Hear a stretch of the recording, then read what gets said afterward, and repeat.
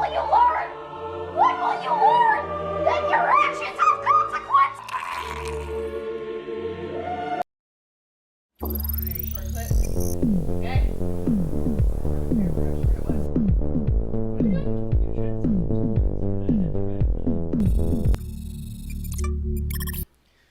Hello, good morning, Oh, babies. good morning, babies. It's too early. Welcome to the first, best, and only morning show in existence. I'm Anthony Carboni. I'm Saige Ryan. And happy Shang-Chi Day. Ooh, baby. Ooh, baby. Just this morning. I haven't gotten to watch it yet. Right before we went live. Oh, that's a spicy trailer. We're gonna we'll show a little bit of the trailer. We'll show a little bit of the trailer. Dang. Dang. We got a Shang-Chi trailer. We got a professional 2-microphone setup. Yeah, I was going to say, everyone's commenting on the fact that we have 2 microphones. Congratulations to us. What are we? Oh, wait, are we getting double microphones? What are we, a couple of Rockefellers? Oh, no, it was bad. It was bad. What are we, a couple of Gettys? They were commenting on it being bad because remember when you said to mute the other mic and I said I would? I didn't. They weren't commenting on how professional we were for having 2 microphones. They were actually commenting on the fact that we have 3. Saige, please. Here, wait, let's just do it again. My show, it's very Please, sick. okay, ready? Wait. You're gonna roll it again?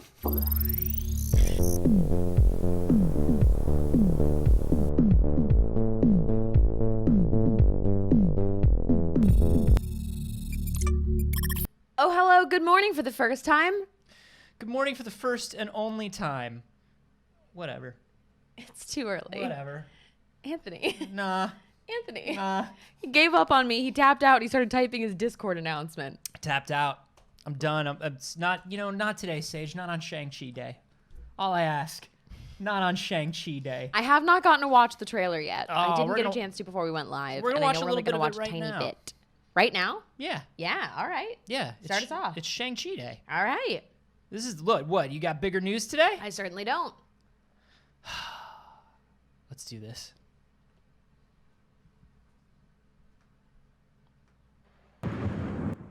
Thunderstorm, rain pouring.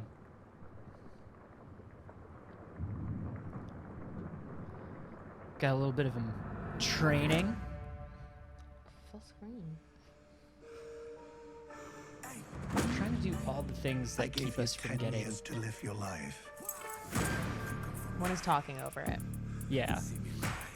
And where did Oh, that this! get I'm you? so excited for this. It's gonna be so good. Oh, shit! Yeah. In my shadow. Can you believe that we are now living in a world where not only is the Kung Fu movie back, but it's $100 million movie? Yeah, right? I am so excited about this. Oh yeah, fuck it up. Let's go. I don't care if we get in trouble for watching the trailer. Yeah, we're watching the trailer. We're watching the trailer. Good morning, everyone. Shang-Chi Day. That's not going to happen. Oh. Ooh. This is, of course, Simu Liu, who was very nearly Iron Fist, and actually had a whole thing on Twitter. Sort of became recognized on Twitter for starting kind of a campaign and a movement, which was like, look, Iron Fist should be Asian. And Marvel apparently was like, not mad at him. Marvel was like, all right, dude. Right. They were like, I mean, we're not going to change anything about the franchise we put a white man in, but But We we hear we you. like we, you. We hear you. We see you. You're looking good. We make a good team. hell yeah. Hell yeah. Ooh. This does look so good, right, Blakeheart? A $100 million Kung Gats- Fu film. Gatsby and Death and Zanes in the live studio audience said this looks more like Mortal Kombat than Mortal Kombat. It looks so good. It looks so good. And look, I'm not as as up on Master of Kung Fu as I am on other Marvel stuff, because Master of Kung Fu, we've now sort of reached a point in the Marvel films where, you know, it's not their most widely read stuff that's being made into movies. And damn, I love that this is such a good strategic move for Marvel too, because it's branching out in a way. They've been doing it slowly. This little change away from straight up superhero stuff. Yes, please and thank you. And into different genres. And I just, I love it. Ooh, I love it. Put it in my hands. I cannot wait to watch it. What was that date at the end? September 5th. September 5th, we're going to get to watch Shang-Chi and the Ten Rings. I'm very excited about that. Yeah. Yeah. And I will be watching it on the day. That's an on-the-day show. Oh, that's a definite Look, on the I have day. not gotten to Winter Soldier yet. I haven't started it yet. That was not an on-the-day show for me. No. WandaVision was an on-the-day show. WandaVision was on the day for me. I started watching Falcon and Winter Soldier a little late, and I'm a little behind on it. And it's not because it's bad. We've talked about this. It's great. It's just, hey man, I like it. I like it weird. I like it a little magical. I like it a little, you know, I like it a little off, a little left of center. He said quirky, different. I'm quirky and different. I'm gonna play a ukulele. I don't fit in. Look at this hat I wear. I'm being Jughead. Yeah. The joke is that we're being Jughead. Speaking of rings, we're getting 10 and we're losing a few, Saige. Do you know why? Hey, well, that's because Amazon doesn't want to make games. Yeah, Amazon keeps saying that they have a game studio. But they don't want to make games. Oh, hey, should I subscribe to unlimited access for Bloomberg Unlimited? I would say you shouldn't. Oh, okay. Get rid of that then. They announced this Lord of the Rings MMO 2 years ago. Big deal for Amazon Game Studios. Everything's a big deal for Amazon Game Studios. Yes, of course, because that would mean they actually made a game. Everything's a big deal. Now, so far, we know Amazon does have their like one MMO that's in early access of some kind that exists. They have released an early access of an MMO. I think Amazon understands that games are money. And I think they understand that they have to have a foot in the games industry if you're going to have a foot in entertainment proper these days. But I don't think they understand what that means at all. Yeah, I see that. I don't think they understand what that means at all. It seems like they get about 60% into, we need a squad shooter. Let's start creating a squad shooter. Okay. Nah, squad shooter is hard. It's hard and it's expensive and we need to run the servers, and you know what? They're not as trendy as they were when we started making them. So let's not make a squad shooter. Okay. We need an MMO. Oh, an MMO, very expensive. Very expensive. Have to run the servers all the time. All the time? Really? This is going to cost a lot, huh? Yeah. And we're not going to make money for the first how many years? Okay. Yeah, maybe not. So they have canceled the Lord of the Rings MMO after 2 years of, I don't even want to say hyping it up, because it was really just like, we're going to do it. Yeah. We are going to do it. Now, this one is not entirely Amazon's fault. This is not just Amazon shutting it down. They had been making the game in tandem with a Chinese developer, Leiyu Technology Holdings. But turns out Leiyu in December was purchased by Tencent. Did you see the end of that sentence coming? I bet you did. Yeah, when you say game company was purchased, it's usually by Tencent. So Tencent, of course, is a massive competitor to Amazon, owns Epic Games, owns the Epic Games store, and once Tencent had the acquisition, they were like, hey, we've decided you're no longer working on this. Yeah, they said, we love the the Amazon team working on the game will be moved to other projects. We love the Lord of the Rings IP and are disappointed that we won't be bringing this game to customers. With them being moved to other projects, I'm just like, what other projects? Name a project. Name one. Hey, Amazon. Name a game you're making. making. Name a game. Like I said, they had that other MMO. It's been in like a closed beta for a hot minute now. Which was New World? Is that what that is? I think New World. Yeah. I've heard from people that have played. I actually spoke to someone the other day who got into the closed beta and said that it was pretty good. Look, Amazon is definitely putting all the right money, the right amount of money, which is unlimited. Yeah, the most. The most money. Amazon is also hiring tons and tons of talent. Although, over the last few years, it's getting harder and harder for them to attract big name talent from within the industry anymore because people know that Amazon projects don't get finished. Yeah. This is, and this one isn't their fault, but it's another big blow to Amazon Game Studios. Look, I don't think Amazon Game Studio. I think they're going to close. I think they're just going to close. I don't think they're going to close. I think they're going to close like Stadia's Game Studio. I think they started off because Amazon wanted games for basically Fire tablets and Amazon TV and things like that. And then they were like, well, we have the money, especially after Twitch, it's like, well, we have the money to go big. Yeah. And what's crazy about this is everything's in line. There's no reason why Amazon Game Studios, this to me feels like the Google thing. Like, there's no reason why you shouldn't be able to do this, except that you kind of actually don't want to do this. Right. And hey, it's okay if you don't want to make games, Amazon. I'm strongly in favor of having no more platforms in which I give Amazon my money. Look, Amazon is still, Prime is still the thing I pay for to get toilet paper during a pandemic and occasionally a good show that I watch. Same. Invincible's Yes. And also they take so half good. of all of the money we make on this platform. Yep. They take half of all of everything. What is it? Like they own 35% of the back end of the internet now because of AWS? There's no reason Amazon can't make a game except that Amazon has no patience for making games. There's something going on internally where they just don't want to do it. There's some executive, there's some team, there's some arm of the organization somewhere that just doesn't care if it happens and probably actively doesn't want it to happen. Yeah. You got to work hard to cut something like that off from inside a company. There's somebody up top that doesn't care about it. Does not care about games, does not see the value or benefit in it. Absolutely.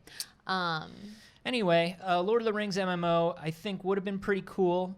I would have liked that. That's a fun thing. It's kind of interesting because I feel like the Lord of the Rings MMO feels to me like it's sort of like Star Wars Galaxies, where it's like, dude, you're not the one with the ring. Right. Like you're not the one with the ring. You know that, right? Like Sure. You can't have it. Yeah.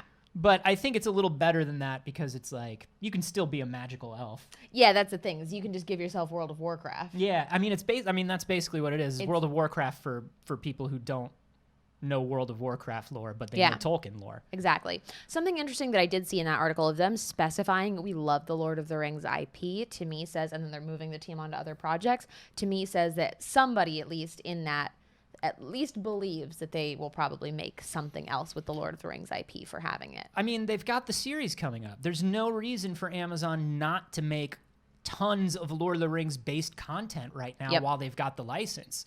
Death and Saint says, or like ESO, yes, which is a good game. I bet we get a mobile game. We'll definitely get some Amazon Studios mobile game. That's fine. Your Gollum game's still coming, buddy. I am looking forward to the Gollum game. Your Gollum game is still coming. And look, I'm not even a Lord of the Rings guy, and that's only because of lack of exposure. I just don't know much about Lord of the Rings. It is my like complete nerd blank spot. Like I just don't know a damn thing about Lord of the Rings. I need to rewatch them. I have not watched them back as an adult or anywhere near it. So it's about a gentleman named Michael Lord. Okay. Who takes over his family's company, Related to the Lord? making fine rings. Like, yeah, Lord? Yeah. Yeah. Feeling good on a Wednesday, sparkling thoughts. That Lord. Yeah. And some elves are going to buy his company. Oh, okay. And it's his job to get the company back. It's a beautiful tale of one family over multiple generations trying to survive in Middle Earth. Great. Well, game modders have decided it is their job to bring you Half-Life Alyx. If you don't have a VR headset, yeah, we do in transitions. Naturally. A group of modders have been putting a ton of work in to bring you Half-Life Alyx, even if you don't have one of those fancy VR headsets. Because Half-Life Alyx is a pretty game that they want you to be able to play. And VR headsets, still spency. They're still spency. Can I tell you, I have the Quest 2 now. Mm-hmm. And I love it. Mm-hmm. I haven't played the Half-Life Alyx. I actually haven't played it either, as someone also who has the Quest 2. You want to talk about things that are sort of things you missed or things you didn't get on the train for? Mm-hmm. I was never a big Half-Life person. Yeah. Like, I think Half-Life's pretty good, but I was never super into it the way everybody was. So Half-Life Alyx came out, and I'm like, yeah, this is probably a really good VR game. And then I never played it. Look, you can shoot that thing in the ceiling and it do a blood. Yeah. So this is just one of their development updates right now. This is progress update number 5. There isn't a date for a completed version of it, but the goal is to make it as close to Half-Life 2 as possible and to mirror the gameplay experience of being able to play it in VR for those who don't have a VR headset. Great. It looks good. I mean, honestly, without the VR, it is just kind of a first-person shooter. Like, it is just kind of a, like...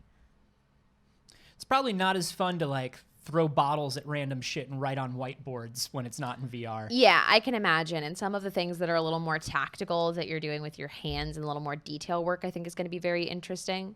One of the people behind it said, I played the game in VR, and I think the game is a masterpiece. Valve did such an awesome job, but the cost of VR hardware has created such a barrier for entry that most people will not be able to experience that magic. So they want to lower that barrier. I think that's great. That's cool.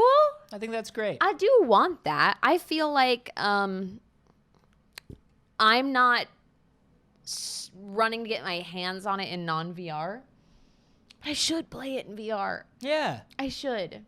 Everybody play it in VR. Hey, you know what? Get the Valheim mod and play Valheim in VR, and then get the Half-Life Alyx mod and play it on a flat screen. Only play anything that's supposed to be in VR on a regular screen, and only play non-VR games in VR. And watch Tenet on a video now. Watch Tenet on 5 Game Boy Advance cartridges. I want to talk about some Sony stuff. Oh. We talked a little bit. We talked a little bit about where everybody is positioned in our Patreon extra last week. If you're a patron, thank you for your support. We talked a little bit about the top selling stuff of the last month. We sure did. And one of the things that we talked about is what everybody wants as platform holders. What does Amazon want? They want to not make games. What does Xbox want? They want to not make Xboxes. They want you to be a Game Pass member. Yes. Sony is doing some interesting stuff where they are releasing their first and second party titles on the PC. Yep. One of them being Days Gone. Yeah, which is very exciting. A lot of people that have never gotten to play these games are going to get access to this game. Shout out to Ben Studios. Shout out to Sam Witwer, who does an amazing job as always as the main character in Days Gone. It's worth the price of admission for Sam's performance alone. You know who doesn't get a shout out from me? Who? John Garvin.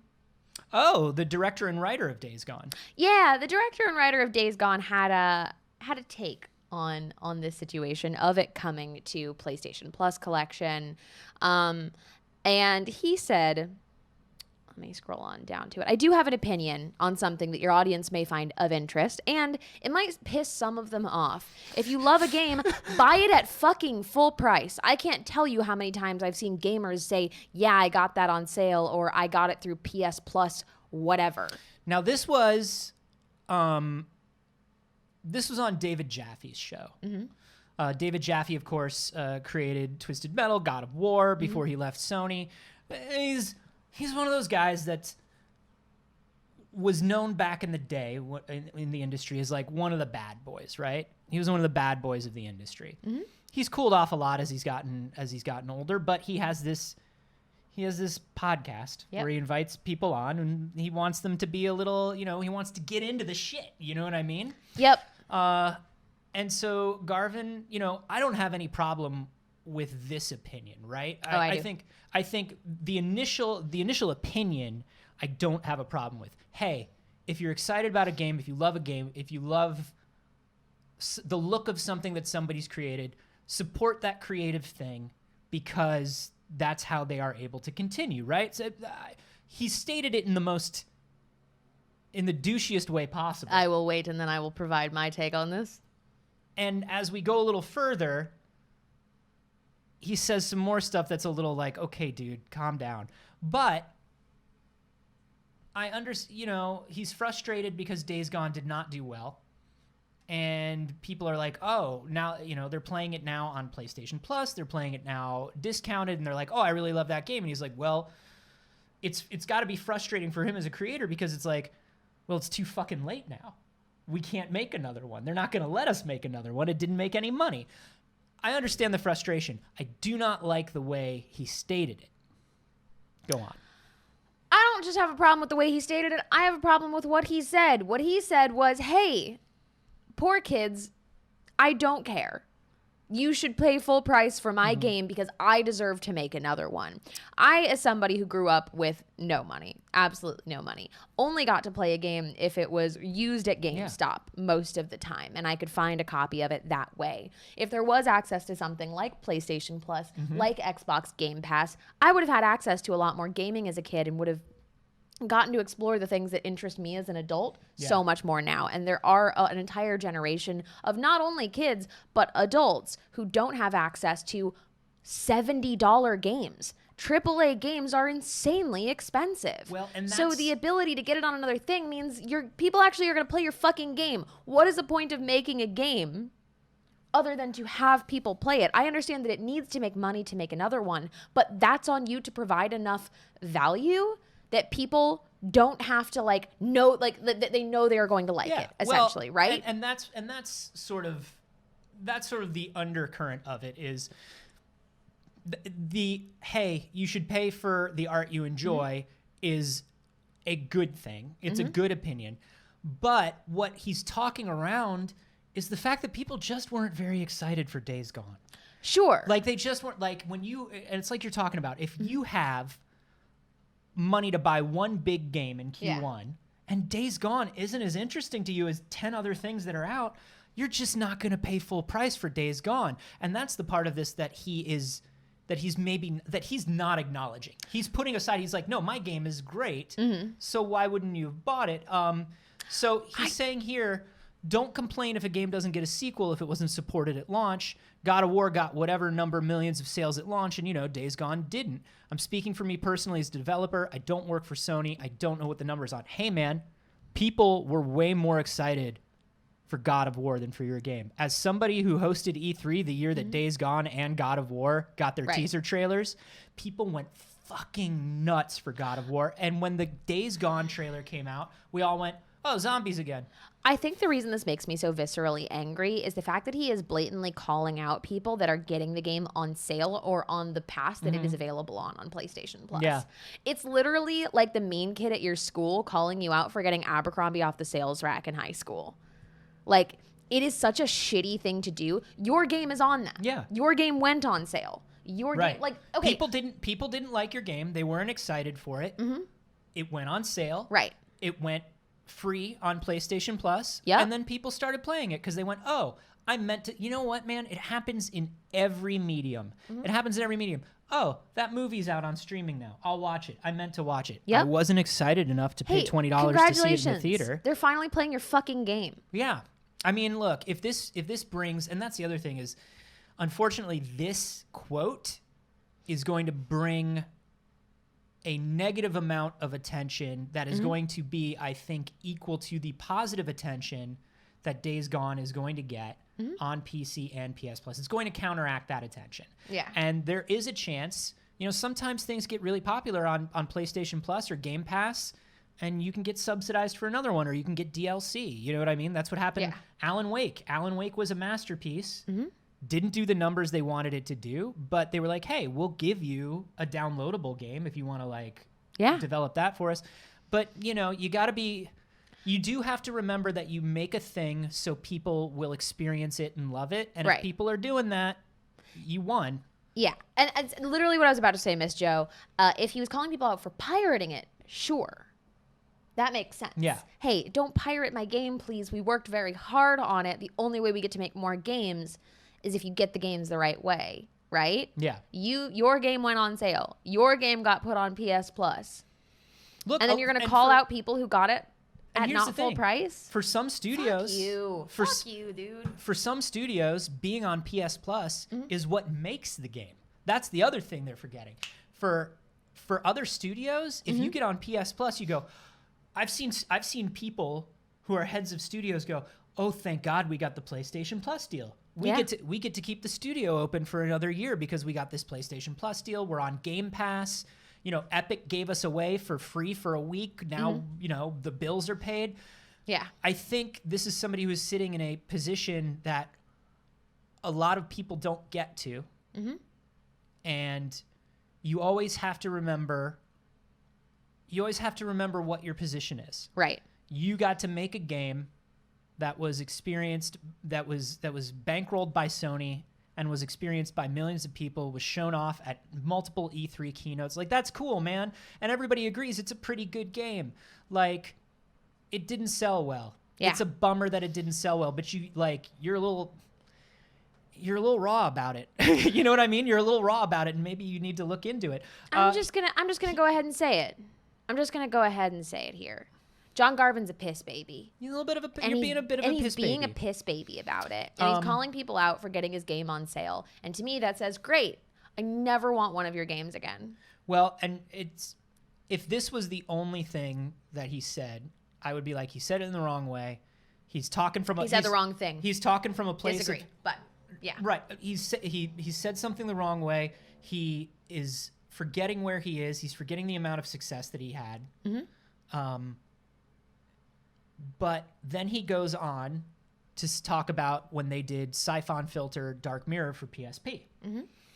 And he's like, and he literally says, we got fucked on Dark Mirror because of piracy, and Sony didn't understand what piracy was doing to sales, and we showed them that a torrent site had like 200,000 copies of Dark Mirror being downloaded, and I was like, this is money out of my pocket, and you're not going to give us another deal because of this, and this isn't my fault.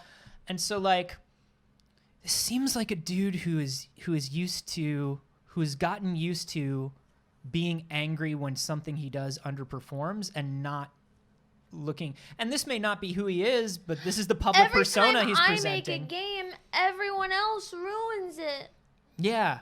It's not my The fault common that denominator couldn't possibly be me. You guys just keep not giving me the money I deserve for my very good games. And also, like, my guy, you're doing pretty well. Remember that you're doing pretty well.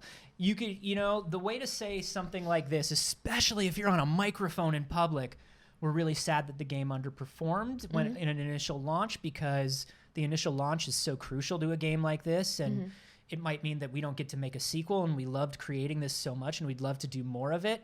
The majority of the sales was on the secondhand market and on the stream on demand market, and that doesn't do as well for us. But we're happy people are playing the game. That's what you want to say. He isn't happy people are playing the game, very apparently. Yeah, he literally said the uptick in engagement doesn't matter. Wow. Hey. He said, so I think the uptick in engagement with the game is not as important as did you buy the game at full price? Because if you did, then that's supporting the developers. He didn't. That's why I keep saying it's not that he worded it wrong or said it shittily. He has a bad opinion. And I want to make it clear. My opinion here is not just that.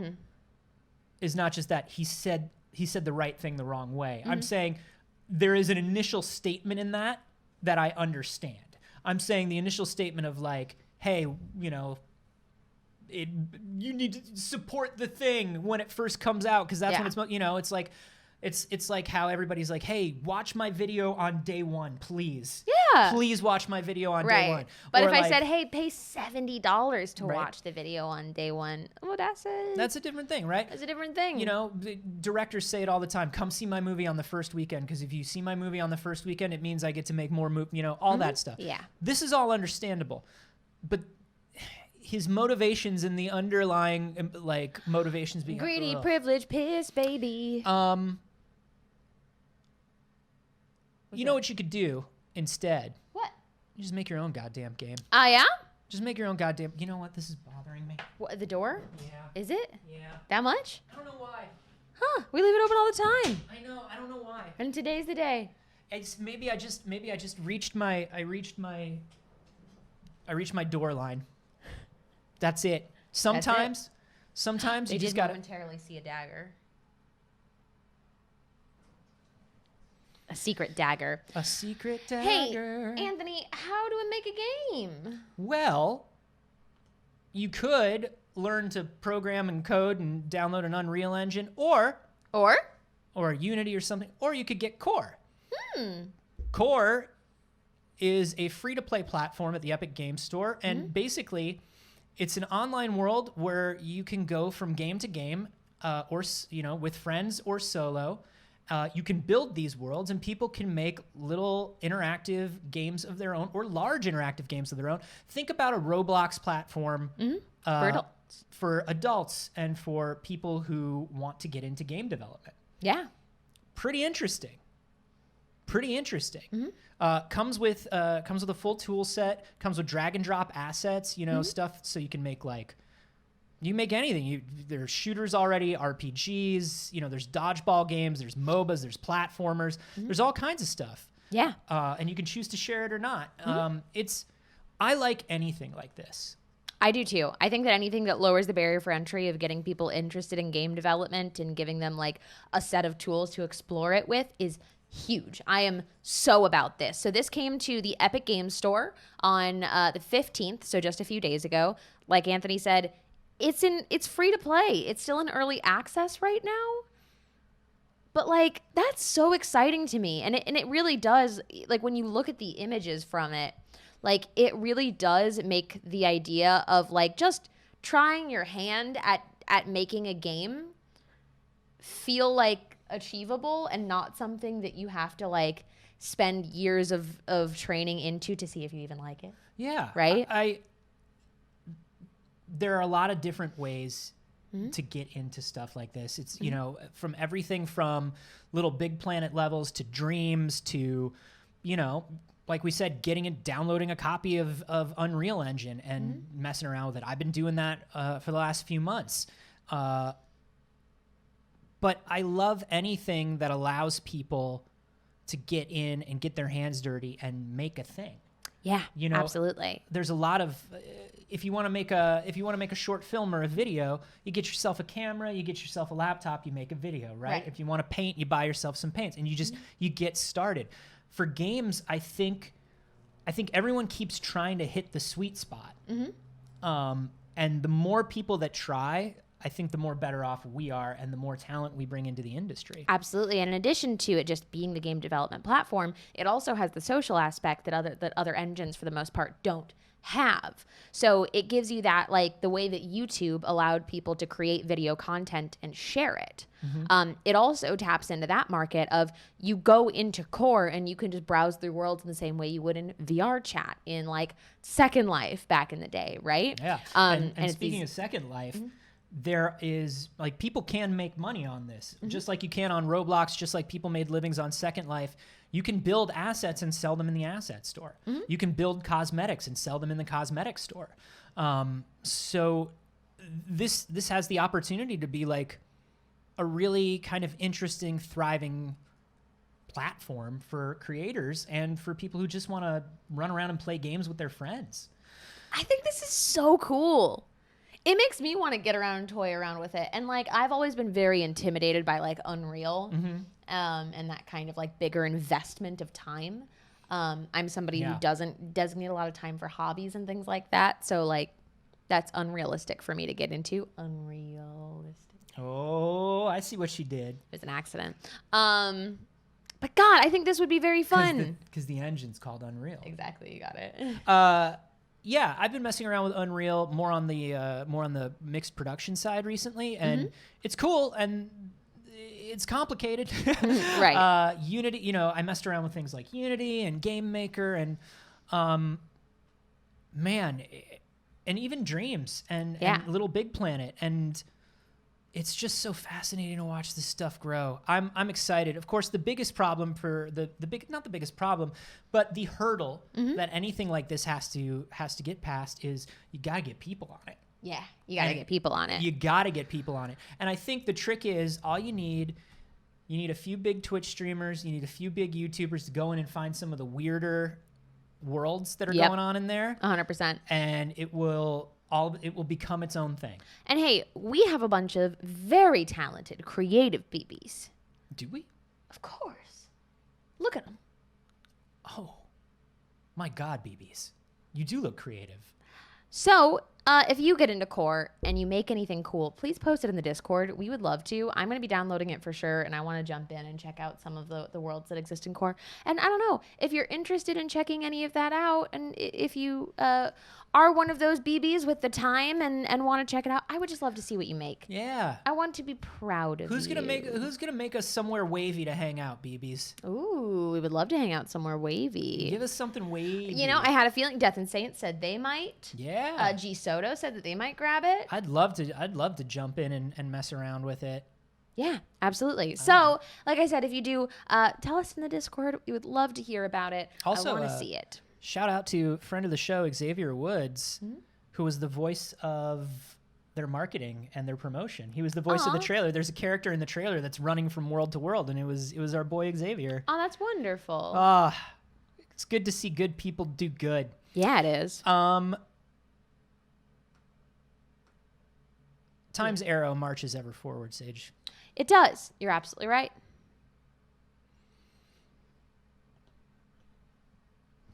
Yeah, no, it's time for the thing. Like you said, every week there's going to be something that makes me feel old. Reminds me that I am aging. I said this as sort of like a warning. Uh-huh. As like at the beginning of the horror movie, you're driving in a red convertible, and I'm the old man who owns the gas station. Yeah. You know, and you're going up to stay at the cabin in the woods, and I'm like, I don't know if you should go up to that cabin in the woods. Things have happened there, and okay. We'll be fine. I really needed a fresh start. Okay, but be careful. That's all I'm saying. Me and the concerning doll that my neighbor gave to me before I left are going to have a wonderful time up at the cabin. Because Saige, of course. This is my boyfriend. He won't kill me.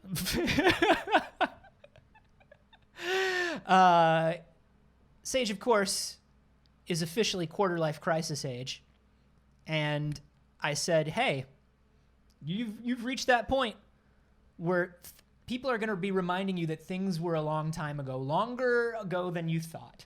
Yes. And this is it. Portal 2. Portal 10 2 years is old. 10 years old. Portal 2 is obviously one of the greatest games ever created. So good. It's one of the greatest games ever created. I love it with all my heart. Portal 2 is a perfect game. Portal 2 is better than the original Portal, Yes. and we have 10 years of perspective and reflection, and we can say that now. Were we not saying that all along? I was saying it all along. I was saying it all along. But people were like, what are you talking about? Oh, no. Portal 2 No, is Portal the 2. superior Portal. J.K. Simmons, baby. Whew. Yeah. Whew. Stephen Merchant, baby. I still have a T-shirt from when I was a teenager that was released by Philip DeFranco's merch line that says when one door opens, another closes, going through the portals that I I've had remember since that I was shirt. like 17. That is my Portal gun that I've had Yes. since Portal 2 came out. That's my multiplayer Portal gun. It comes with purple and orange stripes that are magnetic. Oh, God, I love Portal 2. Yeah.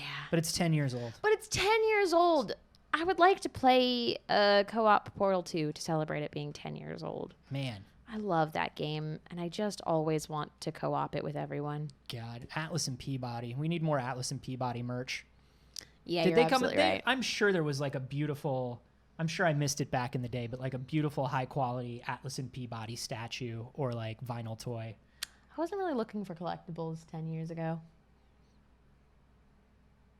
Because you were just crawling. You was just a baby. Yes, actually. I crawled until I was 16. She crawled until she was 16 years old. Correct. Everybody moves at their own pace. That's the lesson here. That's the lesson. In the 10-year anniversary of Portal 2, of course, they made their little, like, it's your cake day. Very cute. Very cute. Very cute. You know what else is old? Me? Remember that I'm always older than you. Does that help? So does it hurt when I'm like, oh, man, I'm getting old? Oh, yeah. I think that's stupid when you say it. I think it's the dumbest thing I've ever heard when you say it. Well, you know what else is old other than us? Sure. Doom. Doom. Doom very old. And there's nothing the internet loves more than putting Doom on various appliances. They want to see everything they could possibly put Doom on. So this time it's kitchen appliances. We have seen Doom played on every thing with a screen. This Does Not Compute is a great channel, by the way, if you don't follow it. But this is an Oasis system, which gives me so much PTSD from my days as a restaurant manager. Yep. So this is one of those order input screens that you would have at any given restaurant. Can you imagine, man, I would love it if, like, literally during like a lunch or dinner rush, somebody was like, what's going on? I can't put an order. What's happening? Oh, dude. Jimmy's playing like the best Doom mod right now. He's got like a total conversion that makes it look like Batman. Trying to get to the actual clip of him playing the game. A lot of it is obviously the tutorial, because This Does Not Compute does a lot of like interesting tutorial content. Which I do love to watch. I do love to watch the actual build of it. But there it is, coming around to it on the actual system. And they played Doom on it. Yeah. They played Doom on it. Yeah. Of course. God, look at that DOS-based menu.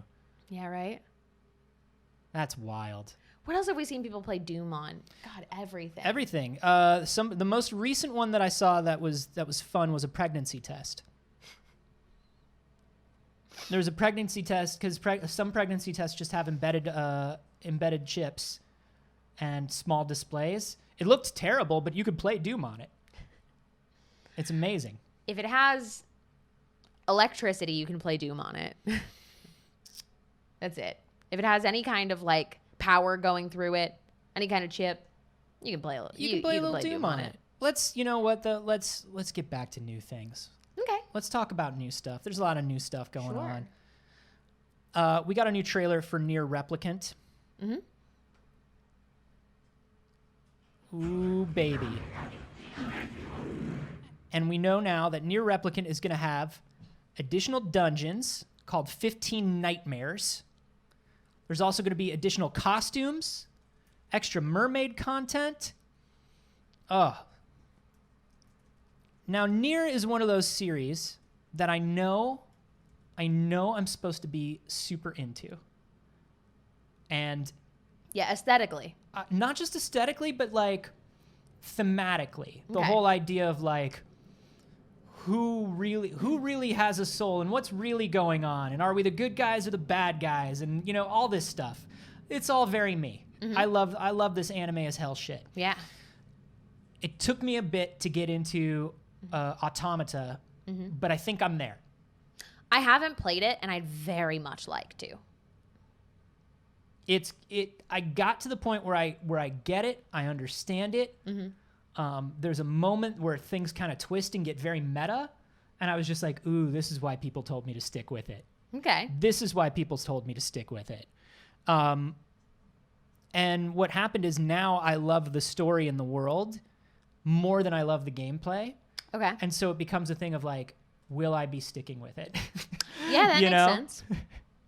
That makes perfect sense. But I know a lot of people love it, and it's a very exciting thing. And there's a lot of extra content coming out with this remake, so that's exciting. I'm very excited, and I'd like to play it. I've never played a Nier game, and I really want to. It looks beautiful. It looks like fun. I like the combat style visually. I like watching the combat, and it doesn't look as punishing time-wise as some games with that combat style. It can be. Yeah? It You think can it's be. like, because like I look at that and I'm like, I don't play Dark Souls because Dark Souls is mean. The trick You of think Nier's as mean as Dark Souls? Nier's not as mean as Dark Souls, but the trick with Nier is to know when you've reached a point in the game where Nier is killing you on purpose, so you'll restart. Got it. And when I say restart, I mean re-fucking start. Like restart the battle? Like restart the game. No. Yeah, Nier does some things. Nier does some things. And once you learn what it's doing and you understand that that's part of the story and that's part of what it's trying to do, it becomes a little more interesting. But here's the thing. Wow.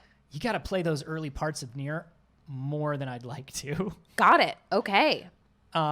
it's cool, and it's hard. It's one of those things that's hard to talk about without giving it away. All right. But you know, it's. I might jump back in. Anthony. 10 out of 10. Darius Straft in the live studio audience. 10 of 10 review. Nier does things. There it is. I said it and I meant it. Anthony, we are a professional business show, so it is time to talk about some business news. I do have. Oh my. Did you say business? I love business.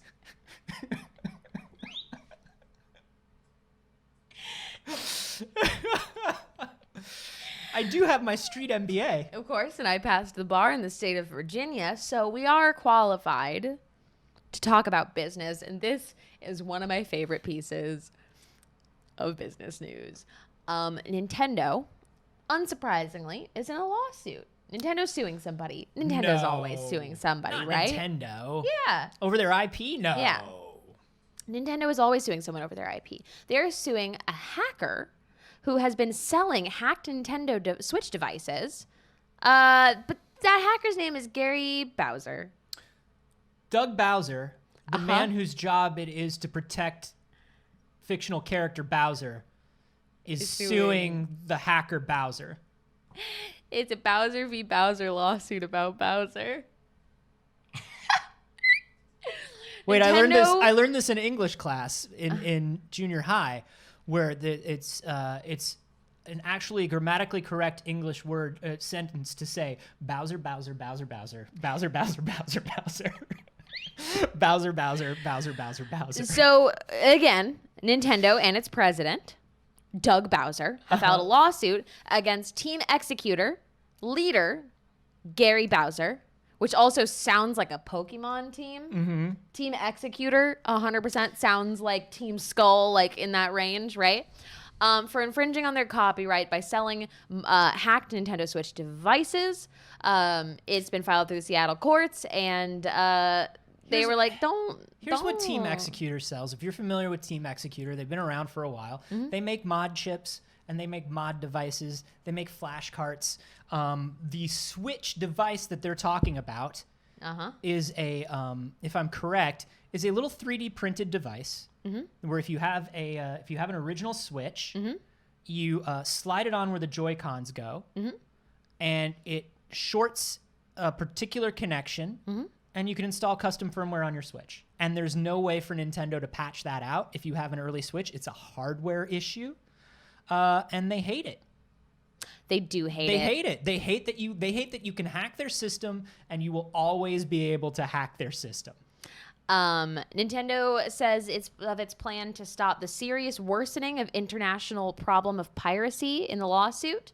It states that Bowser's actions continue to put more than 79 million Nintendo Switch and Switch Lite consoles at risk from piracy, and Nintendo is looking to shut down Bowser's operations and get damages that equate to $2,500 for each traffic device and $150,000 for each copyright violation. Look, here's the thing. Somebody in the live studio audience mentioned this. The device is literally just something to sell to people for a few bucks if they're afraid to do it with a paperclip, which you can do. You gonna sue paperclips out of existence? Yeah. Doug? No, but they will sue Bowser.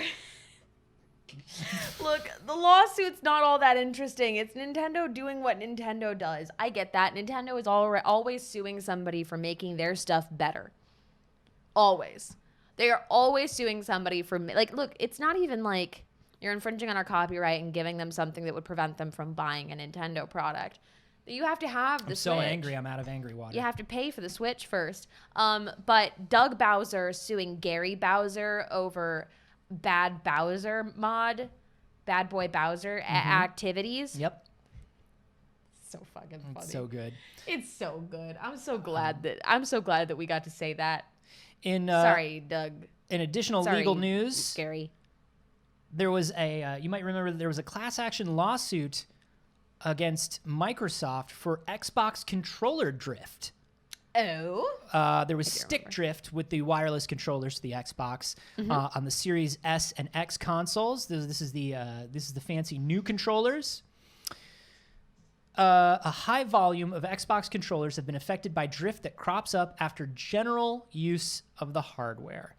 Well, the class action lawsuit has gone into arbitration and will be settled out of court.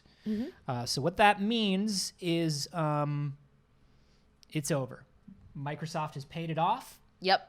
and they're going to go, shh, There are don't no talk about it again. repercussions. I mean, the repercussion is the money that goes to the people that are part of the class action lawsuit. But the problem with this is, every time something like this goes into arbitration instead of court, there is no legal precedent set Right. for it. And so all of these companies live to fight another day. Unfortunately, with a class action lawsuit, more and more what we're seeing as corporations get larger and larger is the amount of money they're going to be charged is not huge Yeah. for them. Right. It's a huge amount of money, but not for them. And the amount of money that actually goes to the people being affected will be very small, especially after legal fees. Little. So it's not like everybody's getting a new controller or anything like that, which is something that could have potentially happened if it had gone to court. But maybe everybody gets a nickel and a pat on the back for doing good. Yep. And Microsoft gets to move on. I don't have the Series X or S. I don't have one of the new boys Neither yet.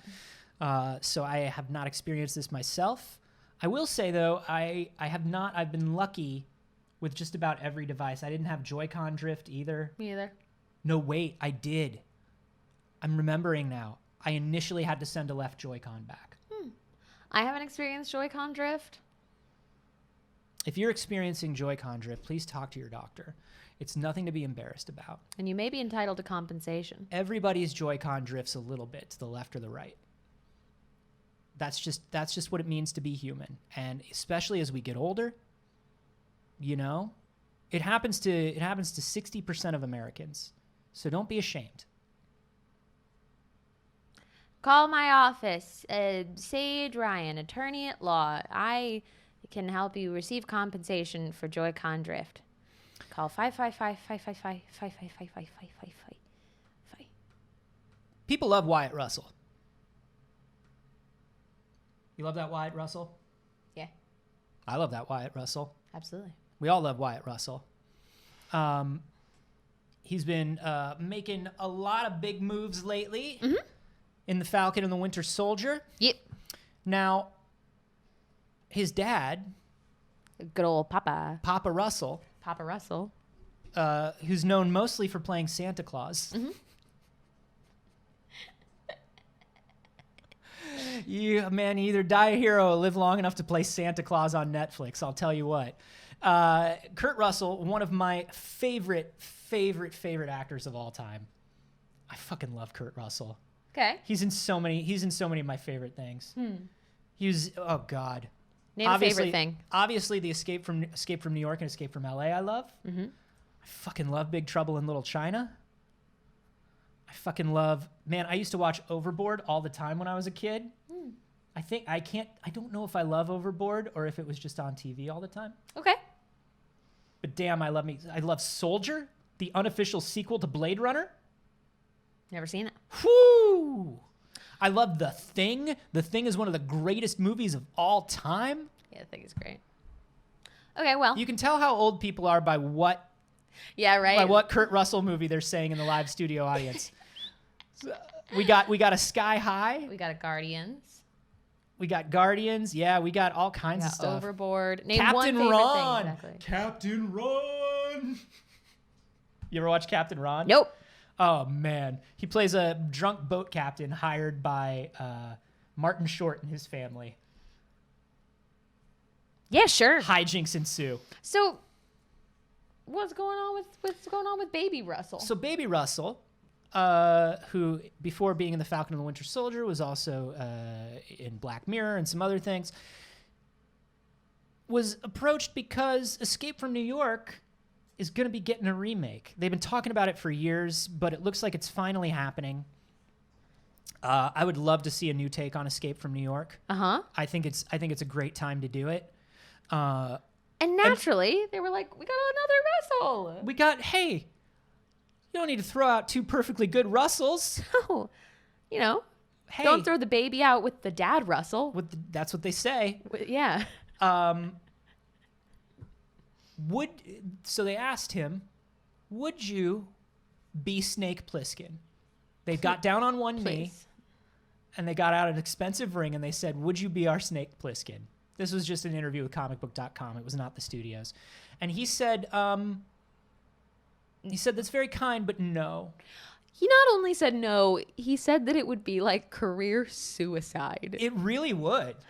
The only person that can't be Snake Plissken is Wyatt Russell. He's the only person that's not allowed to be Snake Plissken. Mm-hmm. Because it would literally be the end of his career. He would be playing a role originated by his father that has such a cult status. Like there's no way to win that for him. That's a Kobayashi Maru for him. Mm-hmm. Can't do it. And then he did say, people were like, do you want to go after, would you go after your dad to be in it? Would you ask your dad if he would be interested? And he's like, I think people will ask my dad. Right, I think he got it. He's like, I got no horse in that race. So what he did say, there will be no Snake reboot from me. That's like career suicide 101. That's like what not to do. I don't know if anybody else could be Snake Plissken. Good luck. Go get him. I sincerely wish you the best of luck. I just don't know how it's possible. And for me, if I really want to get people sending me hate mail, I think that's what I should do. I will never, ever do anything like that. But at the same time, this is coming from the guy that was like, yeah, I'll be the shitty Captain America. Yep. I'll be the Captain America that you all hate. Yep. 100%. I'll be that guy. I just love, he's like, yeah, I mean, if I want to get a bunch of fucking hate mail, sure, man. He probably gets enough. Yeah, right? He's like, nah, I'm fine. Yeah, if I want everyone to hate me more than they hated my discount Captain America. Everybody, if you support... we're supposed to hate him. Hey, if you support Captain America, don't get him on sale. You got to get Captain America when he first comes out. Okay? That's the only way you're supporting Captain America. If you get Captain America later on Disney Plus, okay, it's over. If you get Captain America, he won't even have money to cover his ears. Why did they do that to him? They want him to look annoying. That's literally part of it, is they want him to be annoying. I haven't actually watched it, so I'm like, I don't know. I've just seen all the images. Oh, yeah. He's supposed to... Sale rack Cap. Yeah, he's supposed to annoy you. Okay. He's supposed to look like Discount Cap. All right. Speaking of some content that you were excited to get. I was putting stories together for the show yesterday. I had a moment of such grand excitement. It was almost so good. Look at this headline. New fan-driven Avatar series coming to YouTube this month, okay? And it's not just the headline. I always read past the headline. I'm not somebody who just reads the headline and moves on, okay? We are journalists. We are lawyers. People. We are business people. Mm-hmm. We are Venom. We are farmers. Bum, Bum, ba-dum, bum, bum, bum, bum. So with that in mind, I continue to read this, and it says, the Avatar The Last Airbender official YouTube channel announced Friday that a new Avatar series is on the way, but no specifics. They were just like, a new series. It was something they were doing to celebrate Earth Day, right? And I was like... Fan-driven? But the original headline didn't say fan-driven. No. I think it just said new Avatar series. It did. It just said new Avatar series, because that's all they said about it, is the thing. So with that in mind, I was like... No, wait, I mean, obviously, look, we're not expecting something. Hi, Mark Rob. Hi, Hello, Mark. Mark. We're not expecting Mark. something that's going to come to, like, the magnitude of an Avatar series, but it's Earth Day. It's Earth Day. It's Earth Day. It's Earth Day. You have to respect Give Earth us some Day. Earthbender shorts. You have to respect Toph. You have to respect... I'm sorry, what? Yeah. You gotta respect it. Yes. And? Earth Day. Yes. You gotta respect it. It was Toph. Toph. Sorry. It's okay. What'd I say? That's it. Toph like tofu. Oh, that's my it. bad. You gotta respect Topher Grace on Earth Day. So the best Venom. We are Venom. Bum, ba-dum, bum, bum, bum, bum. Anyways, it's Earth Day. Give us something about Toph in between the time that she invented metal bending and became world's worst Earth Mom. Please? Give us something. There has to be something. Which it is valid that she was a bad mother, okay? If they had written Toph to be a cool mom, they would have disrespected her character. Yeah. Not a cool mom, shouldn't be. Anyways, so give us something. Give us something. Give it to me. Give me When some you say- Earthbender lore. Oh, or give me something that takes us back to the mole rats. Give us something about origins of Earthbending. Ooh, give me that lore, but no. no. First, there was an update to it that was just like, hey, we reached out. Polygon reached out to Nickelodeon for clarification. They've been told to expect a trailer and a formal announcement today. So that's exciting. Immediately we go, ooh, it's really happening. Oh, we're getting a trailer and a formal It's announcement. really It must be happening. something very cool. And then the next day, we got another update that says the YouTube page clarified that the series is a new fan-led original discussion series as opposed to an animated series. And I don't know why I thought they would give us anything that cool. So everything we've been hearing about Avatar and Netflix has been tricky.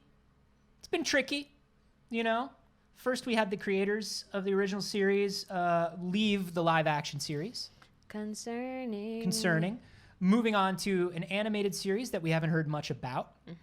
We know that Avatar Studios is supposedly working on a lot, Yes. Bunch of animated stuff for Paramount Plus. which makes the Netflix deal seem kind of weird and maybe a little dead in the water. Yep. So it was exciting to hear that, oh, this Netflix deal that had been happening for over a year led to something. This is exciting. And it led to something potentially by the original creators. Yes.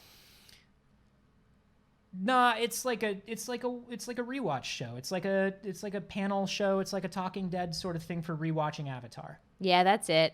I looked at the Which YouTube is channel not, to you see if know. it came out while we were talking. All that's up is a clip from Legend of Korra of Toph and the Beifong family fighting. I don't know why that went up today. I mean, like, cool, Earth Day. Like, don't get me wrong. The Beifong's been, like, fucking badasses. But, like, where's the trailer? It's Yeah. 9:20 a.m. on the West Coast. Where's the trailer? There's a premiere, like a preview It's of a 9:20 premiere. a.m. here. So it should be 9:20 a.m. wherever you are. Go ahead and put a little arrow next to your name in chat, and then what time it is, and what level of disappointment you're at from a 1 to 10. Because yeah, look, no shade to these fan shows because I think they're great. Yes. I watch a lot of them when I'm really into a show. I like watching the fan show. Yeah. It's fun. It's fun to feel like you're hanging out with people immediately afterwards and you can Right. like share the experience. You do that sometimes.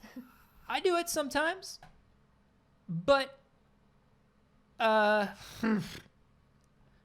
you don't. They buried you gotta the lead. be. You gotta be careful with an announcement like that. And somebody at PR got over clever. You know what Yeah. I mean? Somebody in PR got a little over clever and was like, "We're gonna announce a new Avatar series coming on Earth," and everybody's like, "What?" And it's like, "Be careful. Be careful." You've broken my heart too many times, and I keep giving you my trust back, Avatar. Please. Please. Please. I I beg of you. Please. We did get something. Benders, they're very sick. We did get something that we deserve and that we wanted You're right. this week. It sort of balances it out. It doesn't balance it out as much. Now, initially there was reporting on this creepy update to Lego Mario's firmware, Okay. where if you put Lego Mario to sleep and then wake him up, Luigi! Luigi! Luigi! where if Mario goes to sleep, he wakes up calling out for his brother, who is not in Lego. No. When I am woken up, I also wake up calling out for Luigi Oh, all the time. I go, every Luigi, morning. Yeah. Luigi. Luigi, Luigi. Lukey. Is that you, Lukey? Luigi. Lukey. Oh, hello. Good morning. Oh, Cats. well, people were initially sad and weirded out by this. Some people thought it was cute. Not Depends on how you wear it. It was a little strange. It's okay. Ouija's coming. Ouija's on his way. He cried out for Ouija just in time. Mm-hmm. And now Ouija is coming. Look at that. Coming with all new sets to add to these electronic Mario Legos, which are very cool, and I can't justify them. I know, they're so expensive. They're spency, and they would take up so much space. And listen, I do want them. Listen, I don't buy useless things. I'm not somebody who spends a lot of money. I don't buy frivolous collectibles. We know this. I've said it 1,000 times right before I talk about a collectible that I'm about to buy.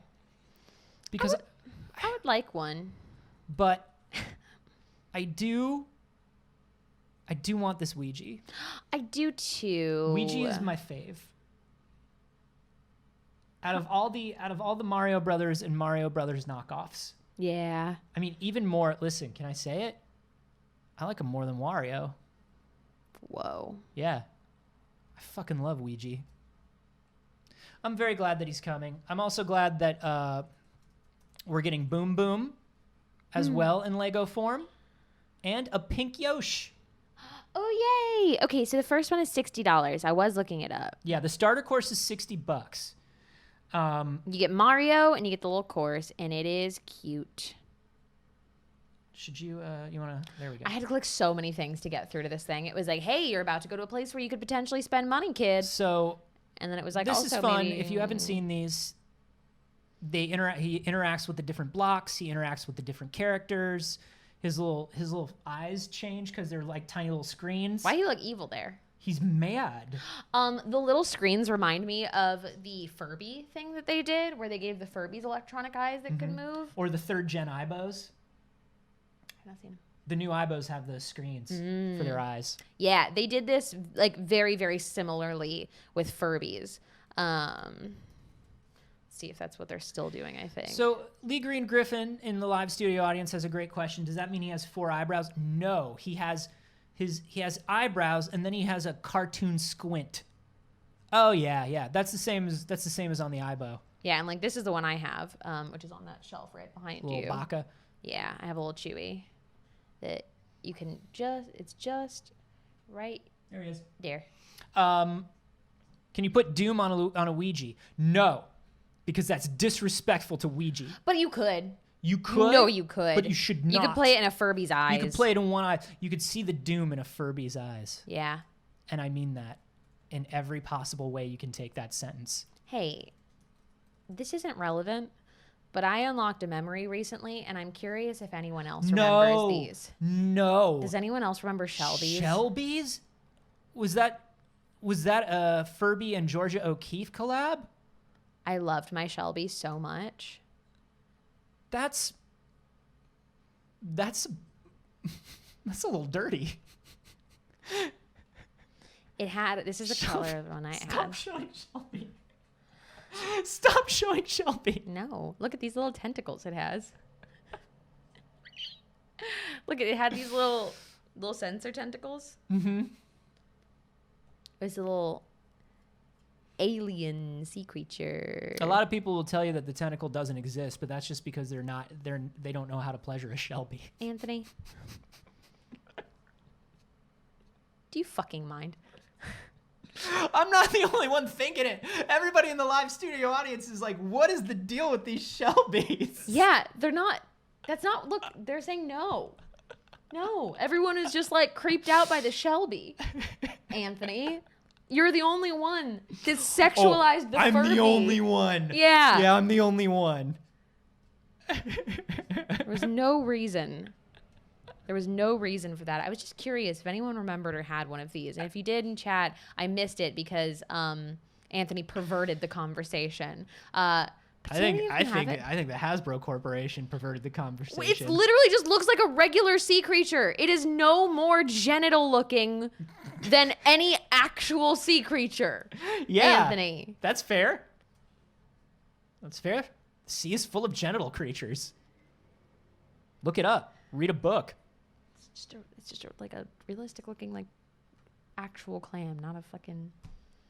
I don't know. Goddamn pervert. I don't know. The court will settle that. Oh my god, don't be a goddamn pervert, y'all.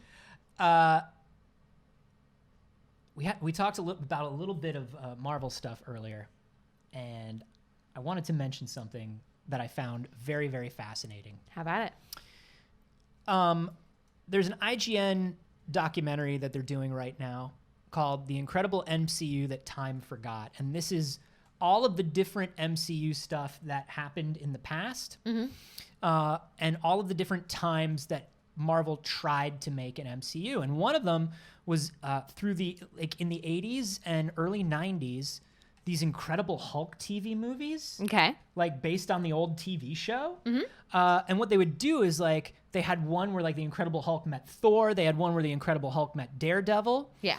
And IGN talked to the guy who played Daredevil, this 90s ass Daredevil. This is Daredevil from the Incredible Hulk movie. It's called The Trial of the Incredible Hulk. And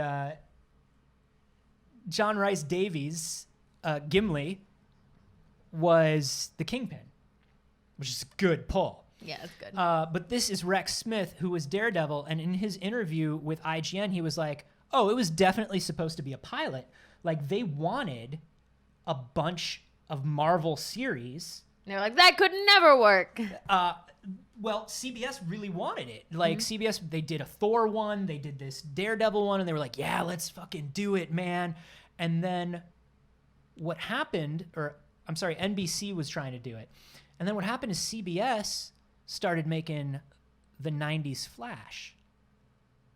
And they were like, here's what we're going to do, CBS. How much do you want a Daredevil series? Because we will buy out your Daredevil series. We will buy out everyone's contract so you don't make this Daredevil series, because there's no room in the world for more than one superhero thing at once. Imagine.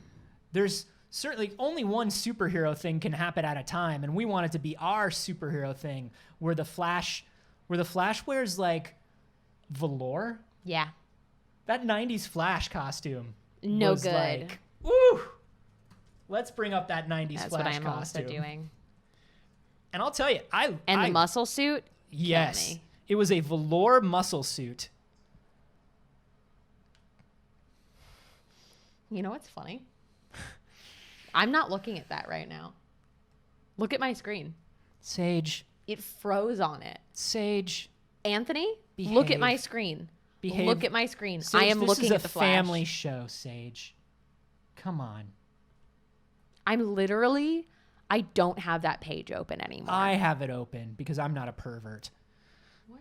This, but this is like a really fuzzy costume, and of course, this actor went on to play the Flash's dad in the new series. Yeah. But here's sweet. here's when Mark Hamill played the Trickster. Hell yeah. But because CBS was doing this, which no arguments here. Look at how good that is. Looks excellent. No notes. We did not get a TV Marvel Cinematic Universe in the 90s, which is probably good. It is, because I don't think that we would have been able to have the reset and get the series that we have now if we had in the 90s. Oh, no. Absolutely not. If people remembered like the 90s TV Daredevil, we wouldn't have gotten the good Ben Affleck Daredevil. Oh, that's where you're going with this. Fascinating. All right. I wasn't expecting that take today. Do you remember when they greased up Ben Affleck and made him wear all that leather? I wish they would stop making Ben Affleck pretend to be a hero. I wish poor Ben Affleck, all he wants is to just be a superhero, and they just keep putting him in things that are weird. I'm sorry, but I don't want Ben Affleck to be a superhero. That's I fine. don't want it. I don't think Ben Affleck wants Ben Affleck to be a superhero anymore at this point. I think that he's dream over might it. be ruined. I think he's over it. We're just about out of time. We're just about out of time. But since we brought it up, Yeah. I want have to talk to. about this. This story came out. It was on Screen Rant. Screen Rant, stop. Screen Rant, stop. And it's called The Hidden Meaning Behind Justice League's Nick Cave song. Now, if you've watched all 4 hours of Zack Snyder's The Justice League, there's a part where Aquaman is getting drunk and walking through a roiling, like a very choppy tide, and as as he's doing it, in case that wasn't symbol enough, Nick Cave and the Bad Seeds' There Is a Kingdom comes on, and the lyrics to There Is a Kingdom is like literally There is a king, he is a king, and he is... There is a kingdom, there is a king, he lives without. Yeah. And this guy, this fucking Screen Rant article is like, let us explain the hidden meaning of that to you. Let us explain the deep symbolism that you're not getting of that to you. They said, the audacity, they said it hints at Aquaman's reluctance to become the king of Atlantis, even without the song. Eliminate the song entirely. We know Aquaman doesn't want to be the king of Atlantis. Hey.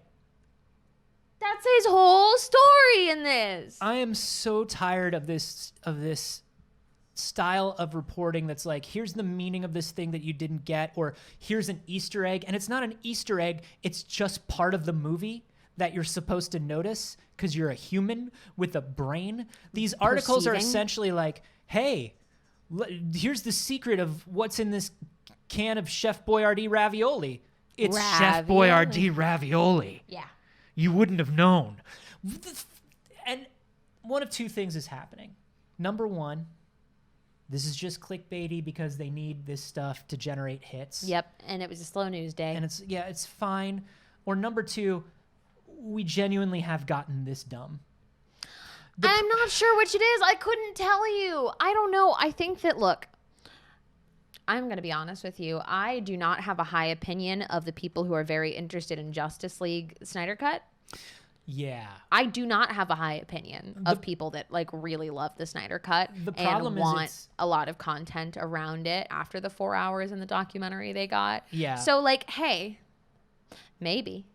The problem is that the people who love the Zack Snyder, the Snyderverse, are people who go around all the time saying you don't understand the depth of the Snyderverse. Correct. And so these are like, I just picture those people sending these articles to friends and family like, do you get it? It's like, no, the problem is that it's somebody sitting and explaining it to you. The problem is that I saw a red car that was painted red and it looked red as it went by and it was red. The movie was so on the nose in itself. There were so many occasions where we were just like, shut the fuck up. We get it anyways. And we obviously, hey, if you haven't watched, we did a very long recap of the entire movie on our Patreon. We do an exclusive clip every single week. And that was the longest one we have ever done because we really broke down the Snyder Cut. But one of the things that we like laughed about the hardest when we were like watching it and texting each other about it was this song. Because we were like, holy shit, nothing has ever been more on the nose in existence than this song being like, there is a king. There's The king is very cool. and he's We love the everything. king. That's it. It literally says there is a There's king. a He is kingdom a without a king, king. and he is everything. But there is a king for the kingdom. It's ugh. Everybody that's ever had a Boondock Saints poster on their dorm room wall should not be allowed to use Nick Cave songs in anything. There, Yep. It's a law that I'm passing. That's it. That's the law. So anyway, Screen Rant, stop. We have one final thing that we want to say today, and that thing is Happy birthday, Happy Tim birthday, Curry. Tim Curry. Tim Curry turned 75 today. We love Tim Curry. Oh, we love Tim Curry. Can you believe he's 75? 75 years Pictures old. again. He's brilliant. He's an absolutely brilliant. Listen, this is from this is an image from an article called "A Very Tim Curry Halloween." Because there's a lot of good Tim Curry for Halloween. This is only 3 of like 10 Tim Curry things you can watch for Halloween. But I will say, man, I just rewatched Clue the other day. Fuck, I love Clue. If y'all haven't watched the 80s movie Clue, based on the board game, it is one of the funniest, best things that's ever been made. He plays the butler, Wadsworth, and it's just a brilliant movie. Darius Straft in the live studio audience, I believe, is bringing up something that you just looked up. I did, and I put it in the spreadsheet. If you would please click on the link because they'll be able to hear it on yours. I would love for you to. Absolutely. I would love for us to enjoy this moment. But yeah, there was a poll on here for fans to rate favorite Tim Curry films. First was Clue, followed by The Rocky Horror Picture Show, which Wow, should have been Clue number one. won, huh? Clue won, yeah, 36.5%. Wow. Followed by The Rocky Horror Picture Show, followed by just Other and Home Alone tied. There weren't a ton of votes on this. I like that It and Congo both made appearances. I mean, it should. Yeah. But I think it should be higher. Here's the thing. The first part of the new It is better than a lot of the old It, but the Yes. second part of the new It is terrible and I think done better by the old It.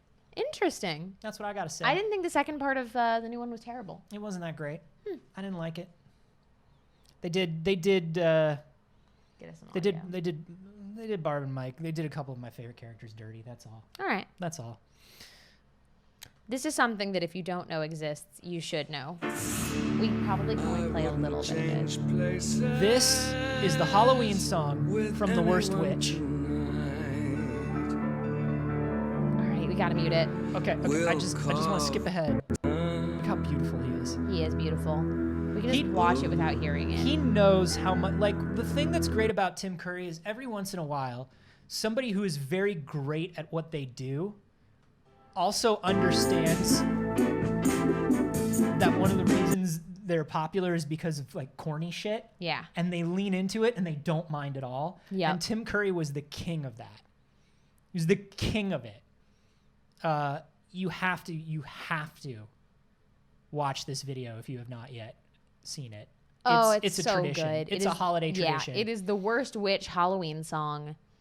And it's Tim Curry fluttering around in a cape singing about Halloween. And like, it's the Come first time on. you can tell this was 1986, and you can tell that 1986 was apparently the year that TV got the budget for chroma key. yep. Because there's so much green screen There's in this. so much. It's like, have you seen this new shit green screen?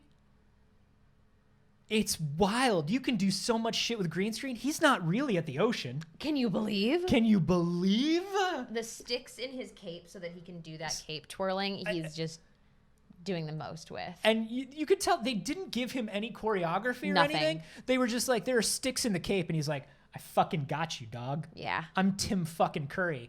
I'm Command and Conquer's Tim Curry. Do you need me to be Russian? I will. The Rocky Horror Picture Show is one of the most influential films to me, Same. for me personally. In my formative years, it has made a big impact on who I ended up, and it is still something that I could literally watch on repeat and never get tired of. I am a huge Rocky Horror fan, and that is one of the first things I want to do when all of my friends are vaccinated and it is safe to go places again, is go to a Rocky Horror live show. I want to, and I also want to not be terrified of going to a movie theater. Yeah, absolutely. Those are my two if you've things. never been, or if you have a shadow cast in your city when the world reopens and it is safe to do so, please don't go anywhere yet, including the movies.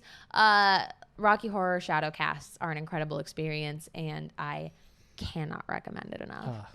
Yeah, Rocky Horror in general is an incredible experience, and we cannot recommend it enough. Tim Curry is an incredible experience, and we can't cannot recommend him Tim enough. Curry enough. Happy 75th birthday, Happy Tim Curry. 75th birthday, Timothy Currenson. We want to thank all of you for showing up today, BBs. We appreciate you. And we want to shout out everybody that has supported us during the show today. We've gotten a lot. We've seen you all popping up, and it's been wonderful. Sir Graphic, thank you. Cassidy Weaver with the 100 bits. Getting Mo done, gifting that sub to Mark Robb. Thank you. Yeah. Matty Bot 3000. Mark Robb followed. Mark Robb wasn't following. No, we love you, Mark. We love you, Mark, but also, Hi, Fred. It's good to see you. Mark and I just became best friends. wow. Even though he didn't follow your channel. Yeah. Moist Slaps, Cupid Shane, Blue Pirate, 54 Aqua Snakes with the resub 3 months in a row. Thank you for that. Captain Devi, Ronan Monkey with the resub. Ronan, you're a mod.